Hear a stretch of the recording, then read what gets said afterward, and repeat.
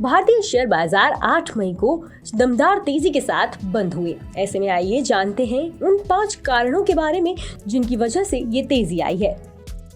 Banking और consumer शेयरों में तेजी के चलते भारतीय शेयर बाजार सोमवार यानी 8 मई को 1% से ज्यादा चढ़ गए। इकोनॉमी में सुधार के संकेतों के बीच शेयर बाजार में अप्रैल की शुरुआत से ही तेजी देखी जा रही है। अब सभी की नजरें अमेरिकी महंगाई के आंकड़ों पर टिकी हैं, जिसके बुधवार यानी 10 अप्रैल को आने की उम्मीद है। 8 मई को सेंसेक्स 1.16% उछलकर 61,764.25 के स्तर पर बंद हुआ। वहीं निफ्टी 1.01% की बढ़त के साथ 18,264.40 पर बंद हुआ।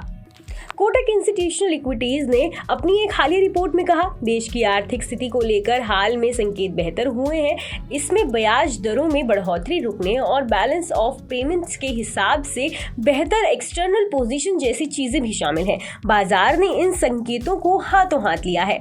माना जा रहा है कि आर्थिक स्थिति में सुधार से आने वाले महीनों में कंपनियों का प्रदर्शन बेहतर रह सकता है और उनकी ग्रोथ में तेजी दिख सकती है। चलिए अब जानते हैं उन 5 कारणों के बारे में जिनकी वजह से शेयर बाजार में ये तेजी आई है। विदेशी निवेशकों की ओर से खरीदारी। FII की ओर से हाल में लगातार खरीदारी करने से बाजार को सपोर्ट मिला है। इससे पहले विदेशी निवेशक लगातार 18 महीनों तक बाजार में सेलर बने रहे थे। हालांकि अब उन्होंने फिर से निवेश शुरू किया है। पिछले 5 कारोबारी दिनों में FIIs ने $2 अरब से ज्यादा की खरीदारी की है, जबकि 28 मार्च के बाद से उन्होंने भारतीय इक्विटी में $3.1 अरब से ज्यादा का निवेश किया।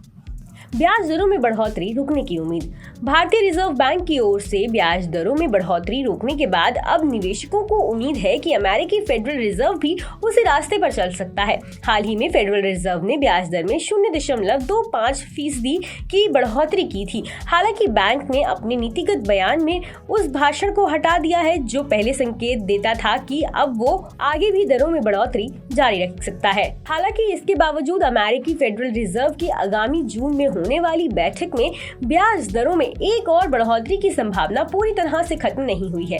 फेडरल रिजर्व के जेरोम पोवेल ने कहा कि एक और बढ़ोतरी की जरूरत होगी या नहीं, अभी इस पर कुछ पक्के तौर पर नहीं कहा जा सकता है। अमेरिकी जनता अभी भी महंगाई के उच्च दर का सामना कर रही है। हालांकि इकोनॉमी में मंदी के संकेत और मौजूदा बैंकिंग संकट जैसी चिंताएं भी खड़ी हैं।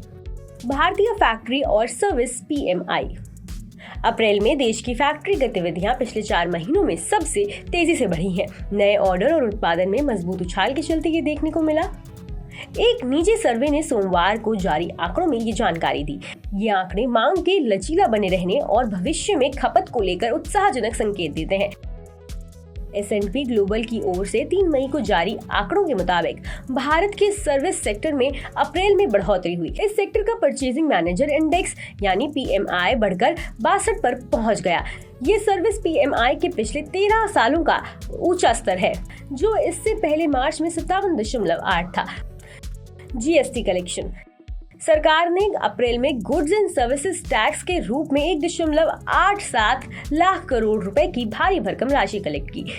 ये किसी एक महीने में अब तक का सबसे ज्यादा GST कलेक्शन है। इससे पहले सबसे ज्यादा GST कलेक्शन का रिकॉर्ड 1.68 लाख करोड़ रुपए था, जो अप्रैल 2022 में इकट्ठा हुआ था। वाजिब वैल्यूएशन।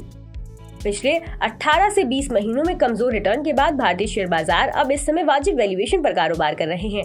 हालिया गिरावट से भारतीय इक्विटी के वैल्यूएशन में कमी आई, जिससे वे अपने ग्लोबल समकक्षों के मुकाबले ज्यादा आकर्षक हो गए हैं।